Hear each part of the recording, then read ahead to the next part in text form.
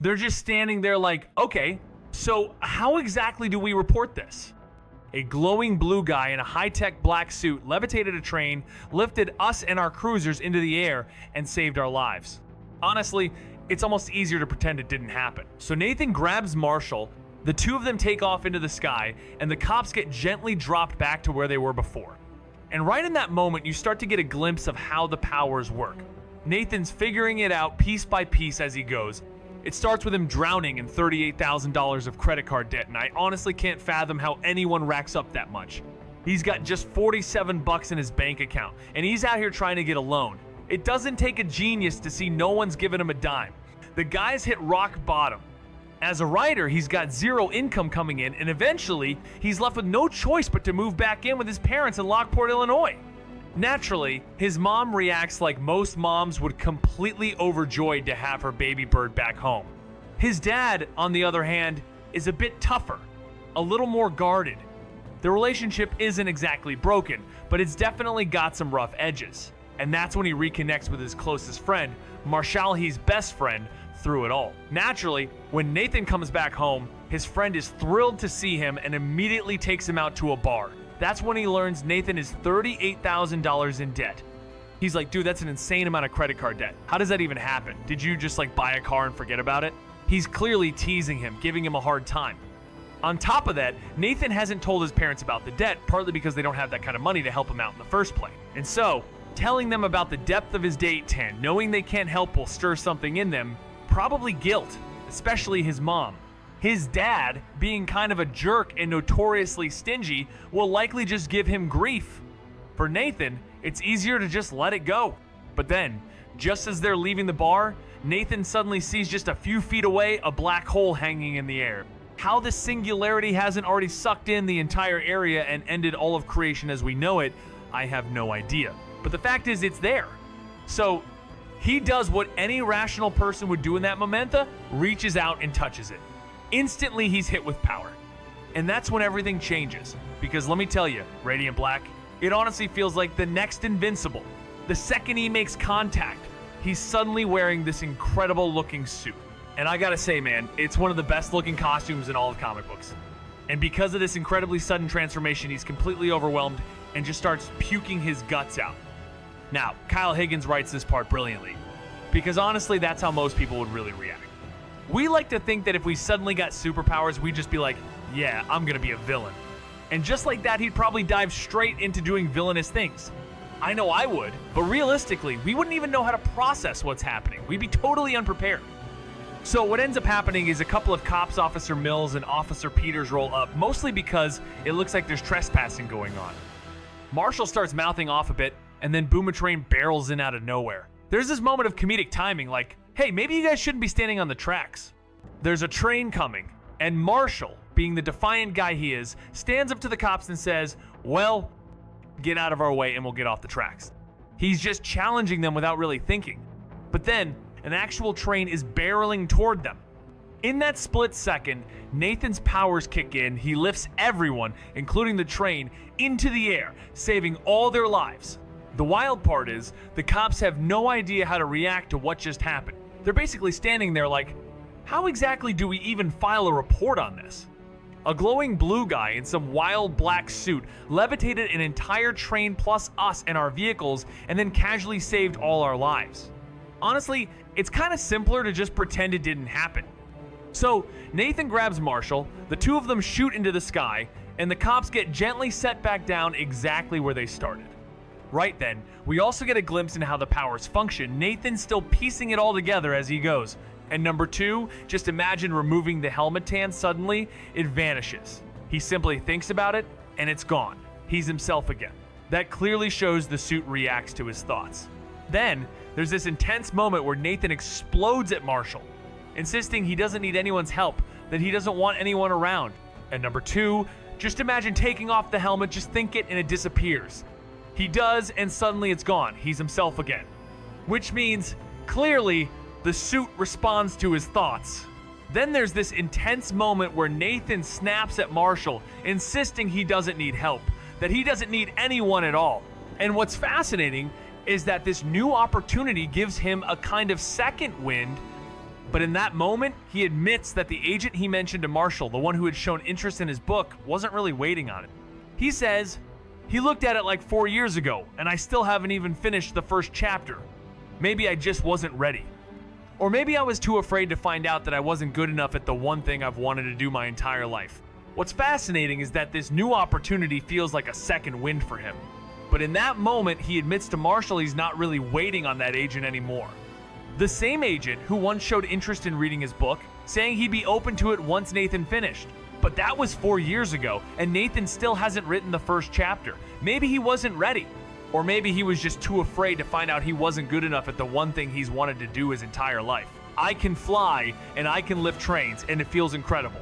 The pressure has skyrocketed, and I can't afford to mess this up again. That's what really eats away at him, right? He feels like a total failure. It's the side of being a superhero no one talks about.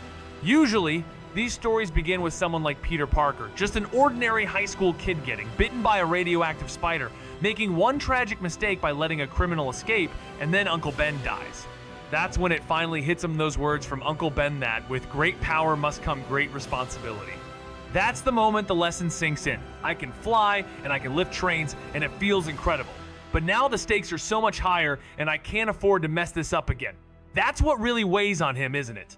He feels like an utter failure. It's the side of being a superhero no one ever talks about. We always hear the flashy beginning some high school kid like Peter Parker gets bitten by a radioactive spider, lets one criminal go, and then Uncle Ben dies. And suddenly, the words hit, "With great power must come great responsibility." That's when the lesson really sinks in. But you rarely ever see a story where someone with absolutely no confidence, someone who feels like a total loser, suddenly gets these incredible powers. When that happens, 9 times out of 10, it's the start of a villain story, not a hero's. That's what makes this so compelling. I love the human angle here. Especially when Marshall steps in and says, "Look, man, here's the thing. The fact that you're even worried about the power you have and what you might do with it, that right there proves you're responsible enough to handle it. You're not going to mess this up because I won't let you, and who knows, maybe this power helps with your writing too. Writers are supposed to lean into what makes them unique, right? Well, after tonight, I'd say you're something else entirely. But you're not the only one, because there's a red version of Radiant Black out there, and she just knocked over a bank. It starts with him buried in $38,000 of credit card debt. I mean, how does someone even manage that? He's down to about $47 in his bank account and still trying to get a loan. It's pretty obvious no one's giving him any money. He's hit rock bottom. As a writer, he has no real income, nothing coming in. So in the end, he has no choice but to move back in with his parents in Lockport, Illinois. They're not here to interrogate him or anything like that. Instead, they tell him, look, based on what you've done, you now have a genuine chance to make a major impact on your community, doing things that very few people ever get to do. And on top of that, they tell him about someone, let's just call them Radiant Red. I'm not even sure that's their real name. Technically, they're just known as Red, but I like the sound of Radiant Red. I think it just sounds cool. But they tell Nathan that, and then they kind of throw out the question, are you two working together? Nathan has absolutely no idea who Radiant Red is, or that she even exists, let alone that she's out there doing anything. But the question sparks something. It makes him realize that someone else might have powers like his. He doesn't fully understand his own yet, but maybe, just maybe, some answers are out there. Maybe he's not alone. So naturally, he and Marshall come up with a brilliant idea, find this person. And there's only one way Nathan knows how to do that. Drive to Chicago, become an Uber driver, and start asking passengers about the bank robbery. It's probably the most improvised detective mission I've ever seen. But surprisingly, it actually works. Most people either have no clue what he's talking about or just recall some vague detail, like maybe seeing a video. Then one guy casually says, yeah, that whole thing was insane, and he's pretty sure he saw the guy involved. At first, it was just some red streaks. I thought I was imagining things, but then they came back and always near that junkyard. Apparently, the guy just knocked over another MK branch. Nathan asked, did you tell the cops? And the guy goes, look, man, I mean, I'm not exactly a saint, okay? And the cops, they're not really my go-to. Guys like me tend to steer clear of the police. So Nathan got the location of the junkyard. He gets absolutely wrecked, and naturally, that gives Radiant Red the perfect chance to just stroll away. But Nathan bounces back fast only to realize Red's stolen his car and is speeding off with it.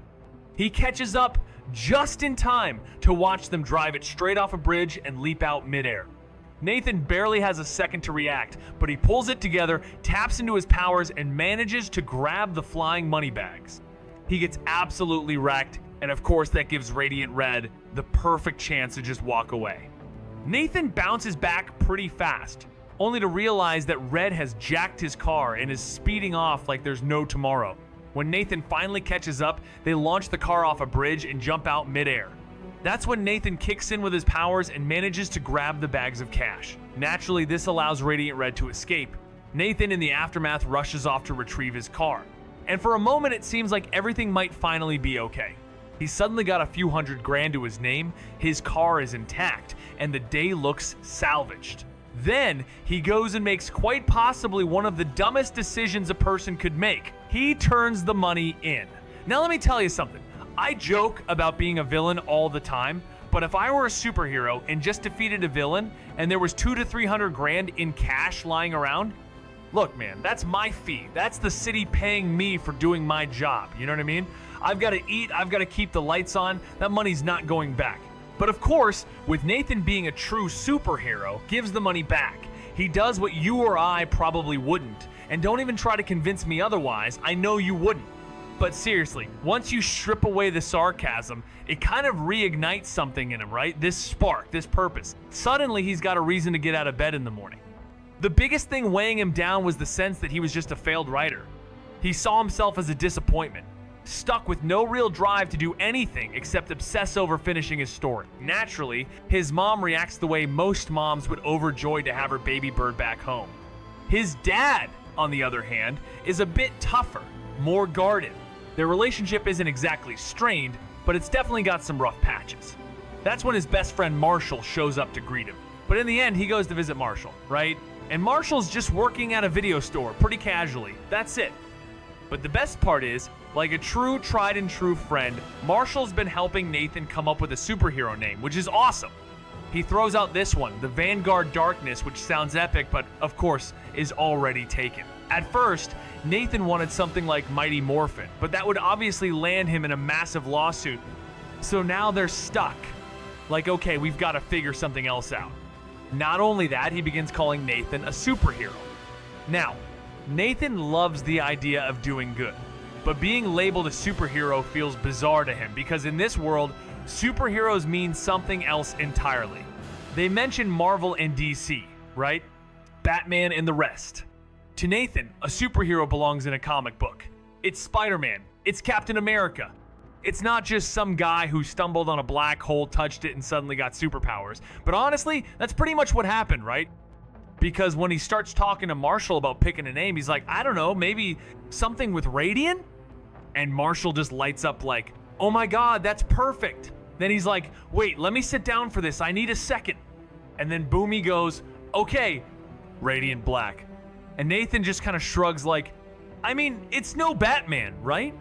And Marshall fires back, dude, Batman wasn't Batman. Black is great, classic, super sexy, always. So when Nathan asked, it was like, why not go with Black Radiant? And Marshall was like, yeah, if you're a Marvel character from the 70s, but dude, this is next level. Then he adds, besides, I already grabbed the social media handle. Nathan goes, wait, what? And Marshall's first tweet? Hey, I'm the guy who gave back the money. It got one like, Black is great, classic, super sexy always. So Nathan responds, why wouldn't it be something like Black Radiant? And Marshall fires back, I mean, sure, if you're a 1970s Marvel character. But come on, man, this is dope. Then someone out there saw that tweet and actually liked it, which is just hilarious, right? It's the most Twitter thing imaginable. And that's when Nathan kind of loses it over the idea of having a social media account. But Marshall's response is like, look, man, is social media a plague on society? Sure. But it's also woven into the fabric of how we live now. You've got to roll with it. Besides, you might go viral and that can only boost your profile. So of course, Nathan basically storms out, right? He ends up walking away. And once he's back home, he has a nightmare and hallucinates a version of Radiant Black that looks like himself, but older and way more brutal. This version literally tells him he's not even worth the air he breathed. Then he wakes up to a tweet that reads, "And now we've got a flat on 355. We could really use radiant black right now. Number lol." I don't know why anyone would laugh at their own flat tire, but that's exactly what happens. Radiant Black shows up and has absolutely no idea how to change it. He fumbles around, clearly out of his depth, and the family's kid straight up calls him out like, what kind of superhero doesn't know how to fix a flat? But then again, what kind of kid doesn't know either? You've got the entire internet in your pocket. So when the family says they're gonna miss their tip-off, Nathan steps up. He does the only thing that makes sense for a guy in a super suit. He picks up the car and flies it. And it's amazing because suddenly, the whole family's just soaring through the sky, having the time of their lives. It looks absolutely incredible. And then he comes home at 2 o'clock in the morning and jumps right back into writing. Here's the wild part: throughout all that time battling writer's block, he never really knew what to say. But suddenly, everything starts flowing. The story follows a girl named Elizabeth.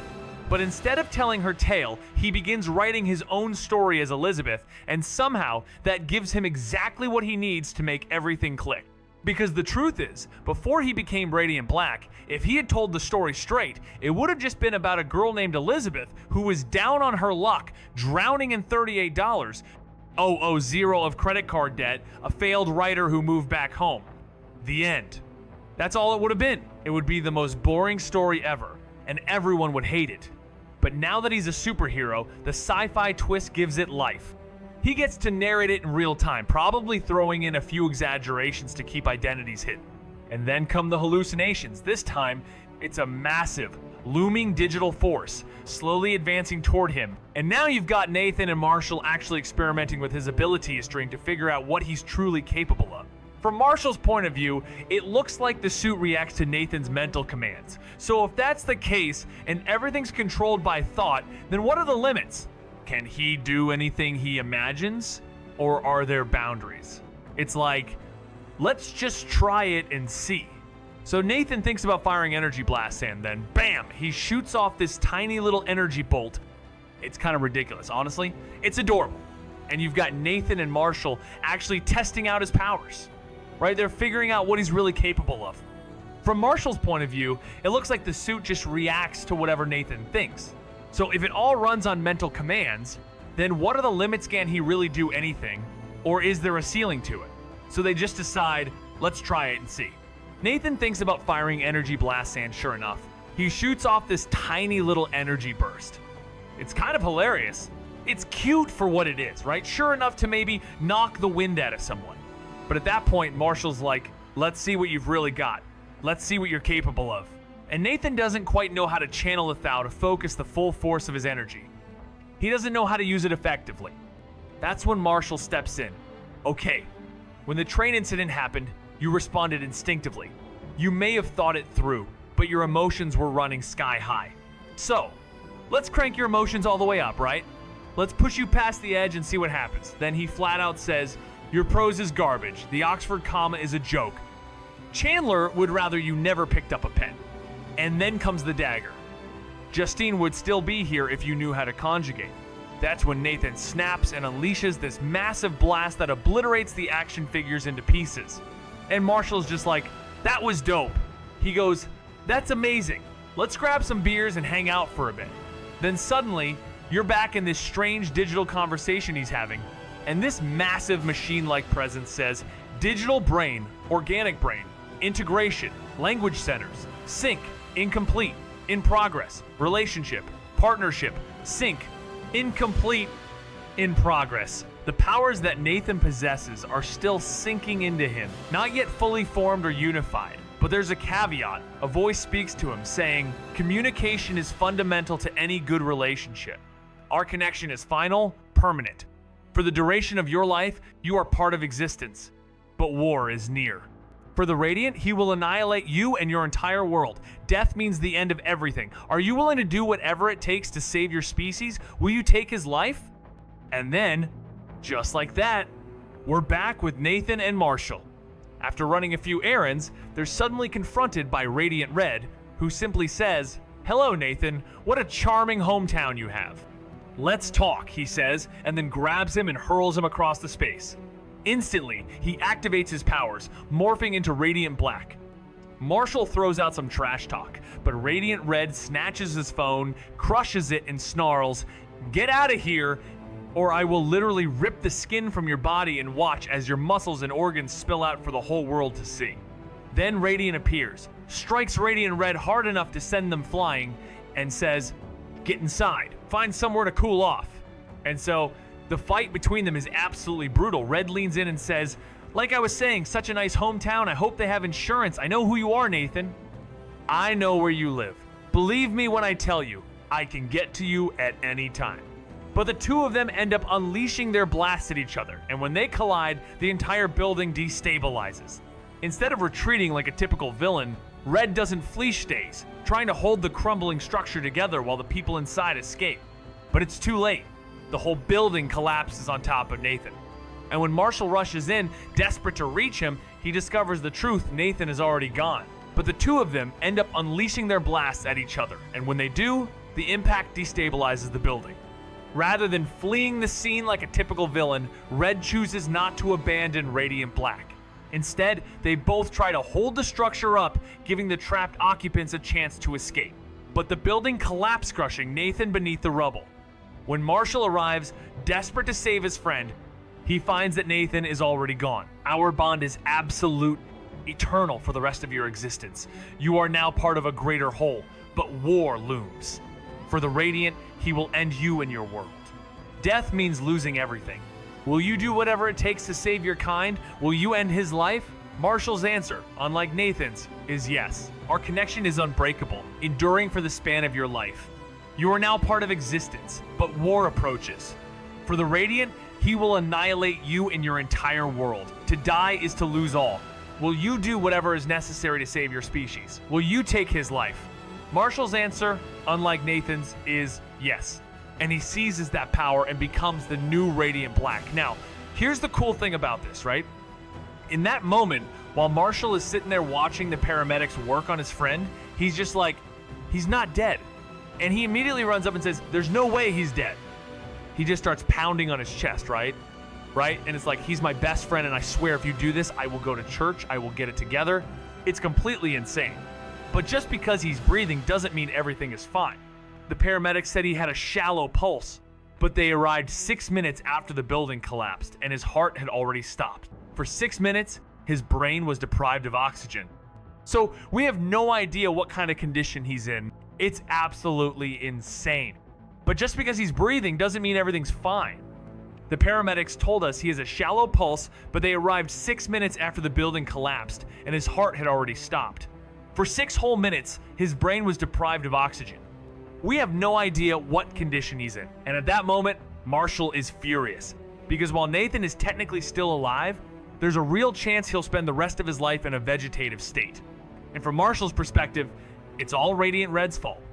So, at first, Marshall just flies off into the middle of nowhere and screams into the void, "I don't want this power! I don't want it! Take it back! Give it back to Nathan!" But in the end, it doesn't happen. That's when it becomes clear that Marshall is far more open to this digital presence than Nathan ever was. The conversation resumes, and once again, the name Radiant echoes. Marshall asks, "Why do you keep saying Radiant?" The answer comes, "Our sync is progressing faster than Nathan Burnett." "Good, you are ready." And Marshall responds, "You're absolutely right, I am ready." And that's when he spoke of existence of all that you are, and all that binds you to time, to space, to matter itself. But war is near for the Radiant. He will kill you and he will destroy your entire planet. So once again, a warning echoes. We will prepare. You possess what is not yours. All of you will perish. It's regrettable, but inevitable. There is only one path before you. Will your planet share your fate? And I've got to admit, this enemy looks insane. And that's when Marshall says, "Okay, so like what? As awesome as all this cosmic stuff probably is, I have to be real with you. I don't care about any of that right now. What I care about is finding the person who put my best friend in a coma. You help me find them. You tap into whatever cosmic connections you've got, time, space, matter, whatever, and get me a location. Then I'll do whatever you want. Deal?" And apparently it is, because the next thing you know, Red is totally losing it. They're furious about everything that's happened, right? The whole situation spiraled out of control. and someone ended up dead. Then Marshall shows up and goes straight into attack mode. At first, Red thinks it's Nathan, but Marshall shuts that down fast. No, he's in a coma, and it's because of you. Then he launches into the fight, and the level of brutality here, it's off the charts. I wouldn't go so far as to say Marshall's actively killing this person, but he's fighting with a vengeance fueled by anger over his friend, right? The potential death of his friend, and literally, he says, I'm not gonna do you like you did, Nathan. I want you to see this coming. And then he just lays into him. That's when you start to see what these people are really capable of. That's insane. Red suddenly shows up in this massive armored form and just starts pummeling Marshall, like unleashing absolute terror. But in that instant, with everything crashing down, literally and emotionally, Marshall flashes back to what happened with Nathan. It's like it's happening all over again, but to him this time. And then he blasts Red with everything he's got, shouting, "You dropped a building on my best friend. You took the one good thing in my life. He was a good person, way better than me, which sucks for you because this is all I have and I'm not stopping until you're dead." That's insane. But then Red shows up in this towering armored form and just starts pounding on Marshall, like absolutely unleashing on him, putting real terror into the guy. And in that moment, seeing what happened to Nathan replaying in his own mind, Marshall Snapsheet blasts Red and yells, "You dropped a building on my best friend. You took the one good thing in my life. He was a good person, way better than me, which sucks for you because this is all I have and I'm not stopping until you're dead." And Red, who turns out to be a woman, says, "I just wanted to scare him, I didn't mean to hurt him." But in the middle of the fight, a pink glow flares up and they say, "Hey, sorry, seriously, don't ever show up uninvited again, but you're in real danger." It's not just a pink version of Radiant, there's a yellow one too. Marshall just stares and goes, "How many more of these things are there?" And they respond, "Honestly, we don't know." But this girl is just like, "You sound like you're 1,000 years old. But honestly, who cares? He's here, he's gonna kill us. I've barely managed to stay one step ahead. We saw you on the news. This is bigger than whatever you two are fighting about." That's when the guy says he can neutralize everything we're capable of. And Marshall fires back, "You don't know what I can do." Then the guy answers, "Then you better hope you've leveled up fast, son, because I'm hitting you with everything I've got full spectrum." He barely shrugged. But in the midst of it all, they were suddenly attacked. And then, as if summoned by fate, the true enemy of the story emerged, whispering with cold clarity, "It hurts. I know. A consequence of playing with fire. You possess something that does not belong to you. All of you will lose your lives. Regrettable, yet inevitable. There is only one path left to you. Will your planet perish as well?" And I have to admit, this enemy looks absolutely insane. All right, everyone, that wraps up the video. I want to hear your thoughts on Radia. What did you think? Do you want me to cover the rest of the series? Maybe we can make it a Saturday or Sunday thing. Drop your thoughts in the comments below. Thanks so much for watching, and I'll see you next time. Peace.